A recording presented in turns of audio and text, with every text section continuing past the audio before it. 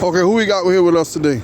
It's Derek Ponder, man. We standing outside of Urban Styles Beauty and Barbershop. Okay, is that owned by you, sir? Yes, sir, it is. Okay, we like that. That's what we're talking about. It's positivity. Let me ask you something, sir. When you think about community, what's the first thing come to mind? First thing I think about with community is unity. Being able to come together and resolve issues and partake in seeing our young people go from one level to the next. And that takes proper communication. Most definitely, most definitely. I agree with that wholeheartedly, sir. That's why I love what you're doing.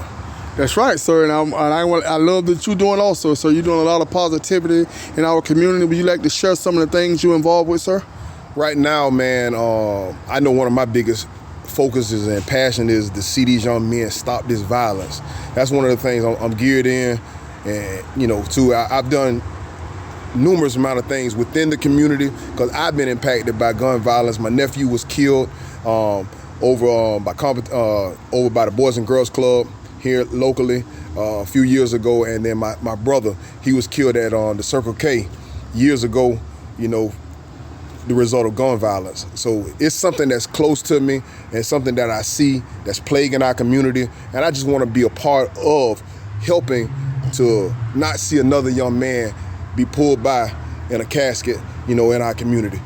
I agree with that, sir. And sir, now that we know the problem, you seem like the type of man that have some formulation of a solution in your head. What do you think the solution to this, sir? Number one is what we just said, unity. We got to come together not only as black men, but definitely we got to come together as black men because this is plaguing our community. But as a community, everybody's involved because this hurts us all. You know what I mean? We got school teachers, we have coaches and different people that these young men are passing by every single day.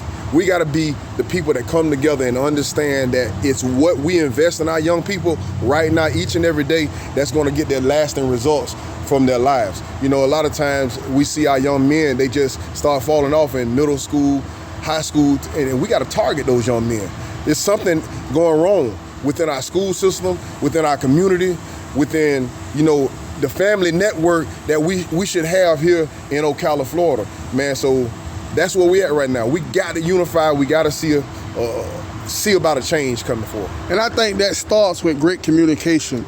When a child starts to act out at an early age, instead of labeling them as bad and telling them all the bad traits that they have, we need to edify them, to build them up and let them know the good qualities that they have, and let them know outside of, there's so many things that they can do to elevate themselves. People ask, what can I do? And me and a few other men got together right here at this barbershop. Robert Williams and myself, we started opening up the doors here.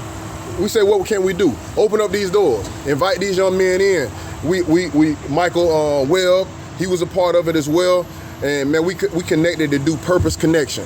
A small mentorship, I say small, but it was a large thing that was being done because we were just spending time with these young men, trying to connect them to their purpose, exposing them to different things.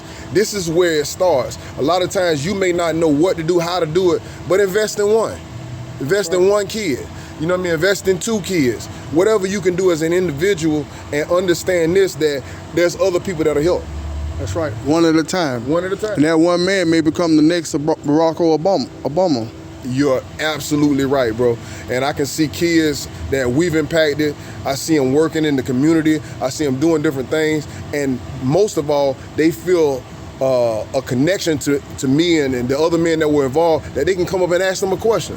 Yeah. So many times our kids are struggling in these streets because they don't have nobody to talk to, nobody to ask a legitimate question to and get a good answer from. And fatherhood, a lot of times as a person that stands up in the community, you may be the only father figure that they have. Right. And with that being said, sir, when you think about love, if you had to describe love in one word, what would it be, sir? Man, I think about Jesus, man. Hey, when you think about love, you got to think about him. Who would lay down their life for the people that he loved? I think individually, just for me, I think about him laying down his life for me, individually.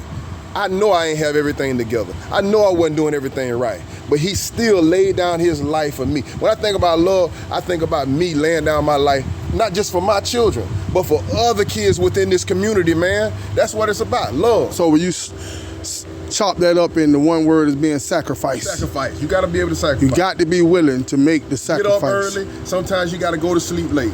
But That's you right. got to sacrifice. Let me ask you something else, sir. When you was growing up, what is it that you saw during your day and time that you rarely see today? Man, we was neighbors at one time, so you already know. If we was outside doing something wrong, your mama, anybody else, they wasn't afraid to say something to us. And I feel like that's what's plaguing our community as well. We act like we doing kids a favor by not saying something to them. You know, are we scared? Are we afraid of them so much so that they can't feel the love coming from us from our correction? That's where we at today, man. I love these kids. So when you walk past me and you're disrespectful, and I'm looking over here, not just at myself, but another adult that's standing there, and you being disrespectful, I gotta say something. That's right. You got to. So I tell you what, sir, when you was growing up, what was your favorite cartoon? DuckTales. Woo. Everybody. Yes, sir. It's DuckTales. I tell you what, sir, on behalf of Talk, Love, and Communication, Yes, sir. if no one told you they love you today, William Robinson loves you, champ. Hey, I love you too, my brother. All right. Be easy. All right.